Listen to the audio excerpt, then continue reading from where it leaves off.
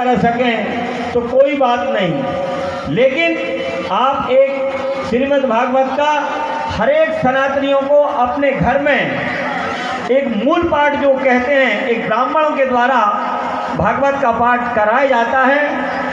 अपने जीवन में एक बार तो अवश्य भागवत के पाठ को अपने घर में कराना चाहिए, जिससे जो भी घर के दुख दारिद्र तकलीफें हैं, जो समस्या हैं, वह दूर होंगी, इसमें कोई शक नहीं है। क्योंकि स्वयं भगवान कृष्ण उसमें उपस्थित हैं और उनकी उपस्थिति और उनकी साक्षी में हम जब श्रवण करेंगे तो हमको लाभ होगा। आज यहाँ पर विवेक जी ने हमको बुलवाया, क्योंकि एक कार्यक्रम और था, कल आना था, वहाँ उपस्थित था मैं।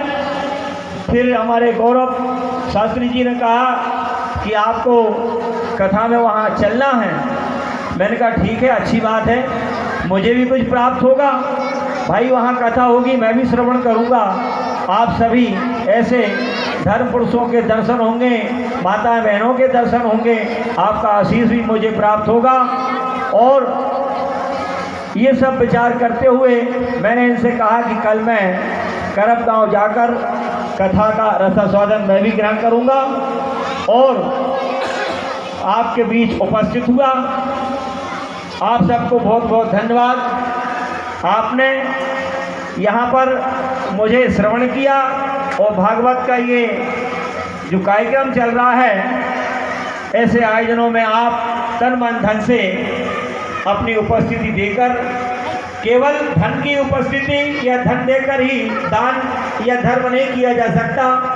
व्यक्ति के अंदर यदि शारीरिक क्षमता है तो जब उसकी तैयारियों का क्रम चले तो आप अपने शरीर की क्षमता का वहाँ पर दें। जिनके पास धन दिया है वो धन दें। जो मन से उपस्थित यहाँ हो सकते हैं अपनी उपस्थिति के साथ वह मन से, लेकिन कहीं ना कहीं आपको इस ओर आना होगा, जिससे कि आप अपने सनातन संस्कृति और भारतीय सभ्यता को, जो हमारी सभ्यता रही है, और उसको हम जीवित रख सकें। क्योंकि वर्तमान में आप जो स्थितियां देख रहे हैं, यदि ये स्थिति ऐसी बनी रही तो संस्कार विलुप्त होते जा रहे हैं।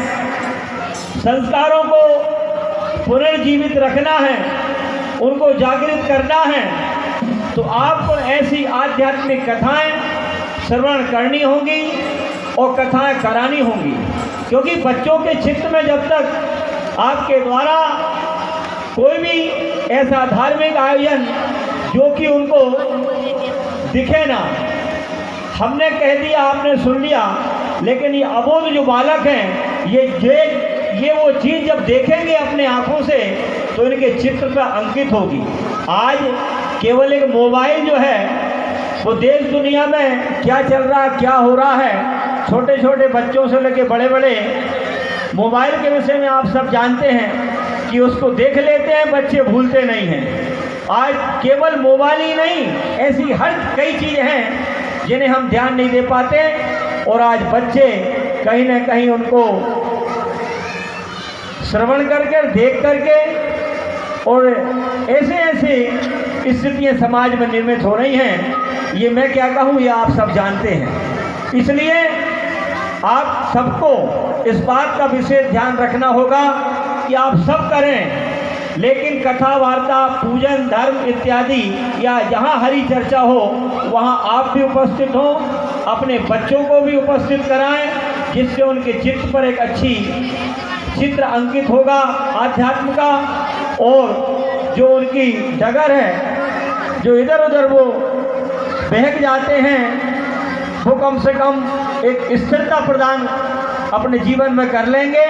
और जब जब कभी कुविचार आएंगे तो ऐसे सुविचारों का जब उनके अंदर एक अमृत रूपी कलश बैठेगा तो निश्चित ही जहर का प्याला कभी दिखेगा नहीं। इसलिए मैं आपसे एक ही निवेदन कर रहा हूँ कि हरि चर्चा, श्रीमद् भागवत की कथाएं, इनका श्रवण आप अवश्य करें।